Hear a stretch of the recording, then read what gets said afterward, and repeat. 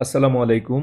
দেশ জুড়ে মানসম্মত জৈব সারের অভাব দূরীকরণে এবং মানব বর্জ্য ব্যবস্থাপনার লক্ষ্যে একটি কার্যকর প্রযুক্তি উদ্ভাবন করা হয়েছে। এই প্রযুক্তির মাধ্যমে অতি সহজে ও উন্নত মানের জৈব সার উৎপাদন করা সম্ভব।